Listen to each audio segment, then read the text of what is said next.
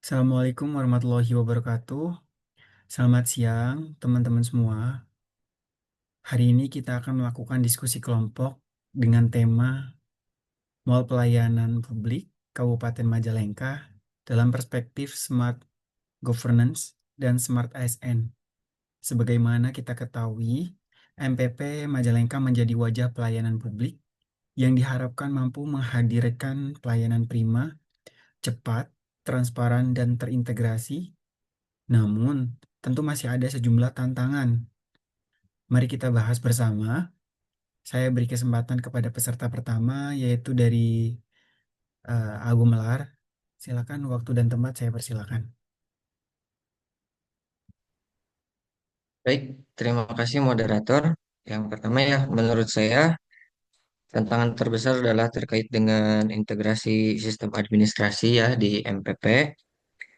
Walau sudah ada layanan digital, warga masih sering diminta membawa berkas fisik, bahkan data yang sudah masuk di satu loket sering tidak terbaca di loket lain. Kemudian akhirnya masyarakat harus mengulang proses dari awal. Ya, hal tersebut bisa mengurangi efektivitas pelayanan. Kalau kita bicara soal smart governance, integrasi database yang bisa diakses lalu lintas instansi adalah suatu kunci gitu. Itu mungkin. Baik, terima kasih untuk Agung Melar. Kemudian mungkin ada pendapat dari Tehina. Silakan. Ya, Untuk baik, waktu terima saya kasih persilakan. Kang. Ya, mungkin saya sepakat ya dengan Kang Gumelar terkait dengan itu, namun mungkin ada masalah lain yaitu terkait dengan kapasitas ASN-nya sendiri. Mungkin banyak pegawai di MPP yang mungkin belum terbiasa dengan teknologi digital ya. Sehingga meskipun sistemnya ini sudah tersedia dengan baik, mereka cenderung kembali ke cara yang manual. Nah, kalau SDM dari ASN ini juga tidak ditingkatkan, mungkin untuk konsep dari smart governance-nya ini akan sulit berjalan. Jadi, menurut saya, peningkatan untuk kompetensi ASN ini dalam bidang digital ini menjadi prioritas utama. Mungkin itu, Kang. Baik, bagus sekali untuk pendapatnya. Kemudian mungkin ada sanggahan atau gimana tambahan lagi dari Pak Ivan mungkin? Baik, terima kasih Kang atas waktunya. Dari segi literasi digital masyarakatnya, benar sekali apa yang dikatakan oleh Kang Gumar sama Teh Ine, tapi jangan lupa juga bahwa masyarakat juga masih banyak yang belum terbiasa dengan layanan digital. Dan banyak juga warga yang memilih datang langsung ke loket pendaftaran yang ada di MPP, padahal sudah ada opsi layanan online yang akibatnya antrean panjang dan keluhan bermunculan. Jadi, menurut saya, literasi digital masyarakat juga penting untuk ditingkatkan. Kalau masyarakat tidak siap, sistem secanggih apapun tidak akan bisa digunakan. Mungkin itu, Kang, pendapat dari saya. Ya, baik, terima kasih. Mungkin ada tambahan dari Tenia. Nah, baik, terima kasih Kang Kiki. Tambahan dari saya ya melengkapi mungkin yang belum dijabarkan oleh rekan-rekan semua, yaitu terkait transparansi pelayanan dan infrastruktur digital. Karena pada saat saya bermasalah atau internet lambat, masyarakat sering tidak tahu apa yang terjadi. Tidak ada informasi real time yang bisa diakses. Padahal transparansi itu tersebut kan merupakan bagian dari akuntabilitas ASN itu sendiri. Selain itu juga eh, infrastruktur yang lemah tentu menyebabkan konsep smart governance tidak akan berjalan dengan baik.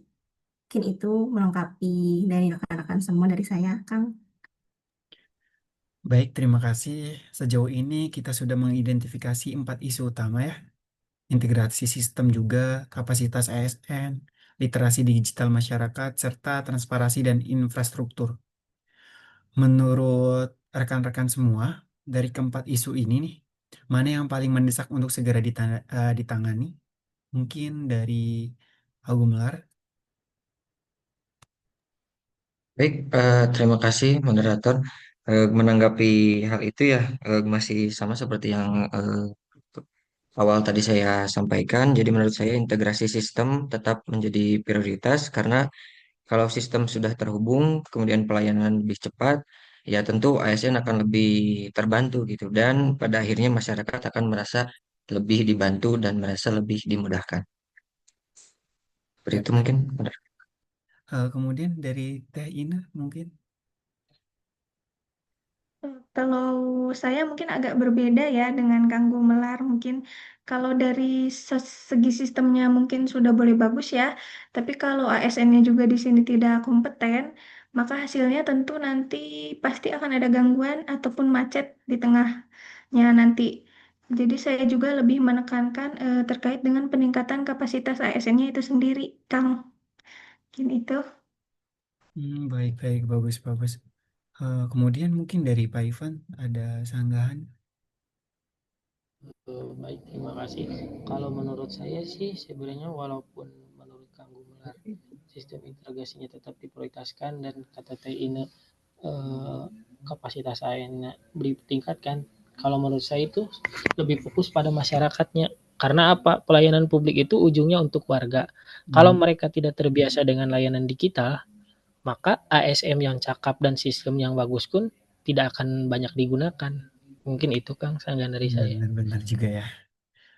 Mungkin dari Tania ada tambahan lagi atau sanggahannya? Kalau dari saya mungkin masih seperti yang pertama ya, eh, pondasinya tetap ke infrastruktur digital, karena kalau server sering down, tentu semua pihak akan kesulitan. Jadi infrastrukturnya tetap yang harus diperkuat terlebih dahulu. Baik, Sih terima mungkin kasih Kang banyak ya. dari saya. Pandangan teman-teman atau rekan-rekan semuanya itu sangat amat menarik. Ternyata kita memiliki prioritas yang berbeda-beda. Namun sebenarnya keempat isu ini saling terkait. Sistem bagus tapi ASN tidak siap, hasilnya gagal. ASN siap tapi masyarakat tidak mau menggunakan layanan digital, juga gagal. Infrastruktur lemah, semua tidak berjalan. Jadi solusinya adalah pendekatan yang komprehensif dan bertahap. Mungkin ada ini tambahan dari Taina. Saya sepakat ya dengan Kang Kiki Mulyadi sebagai moderator bahwa strategi itu bisa bertahap untuk juga bisa pertama kan memperkuat infrastruktur ya, kemudian integrasi sistem dilanjutkan dengan pelatihan ASN dan terakhir dengan sosialisasi masif kepada masyarakat, Kang. Mungkin itu yang bisa saya sampaikan. Ada tambahan lagi? Mungkin Pak Ivan, Tania. Baik, terima kasih. Kang. Saya sedikit menambahkan ya, betul apa yang dikatakan Tenia, harus ada sosialisasi masif kepada masyarakat karena harus dibuatkan juga program gerakan MPP digital dengan pendampingan langsung di desa, sekolah atau komunitas sehingga masyarakat akan lebih memahami apa fungsi dari MPP tersebut. Mungkin itu, Kang. Ada lagi mungkin biar makin selaras gitu. Ya, tambahan dari saya Boleh, boleh. yang yang pasti ya, jangan lupa juga untuk membangun dashboard transparansi online agar masyarakat bisa memantau data layanan secara real time. Itu pasti akan menumbuhkan kepercayaan publik terhadap kita.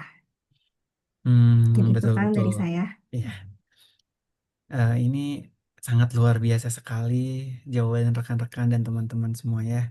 Jadi dari diskusi ini kita menyimpulkan bahwa MPP Majalengka menghadapi tantangan pada aspek integrasi sistem ya, kapasitas ASN, literasi digital masyarakat, serta transparansi dan infrastruktur. Solusi yang disepakati adalah strategi bertahap, memperkuat infrastruktur, melakukan integritas melalui sistem peningkatan kapasitas ASN, dan meningkatkan literasi digital masyarakat. Semua ini sejalan dengan nilai ASN berakhlak, kompeten, adaptif, kolaboratif, dan berorientasi pada pelayanan. Semoga upaya ini benar-benar mendorong terwujudnya smart governance di Kabupaten Majalengka. Mungkin cukup sekian diskusi pada siang hari ini. Saya sebagai moderator mengucapkan terima kasih. Wabillahi taufiq walhidayah. Wassalamualaikum warahmatullahi wabarakatuh. Waalaikumsalam warahmatullahi wabarakatuh.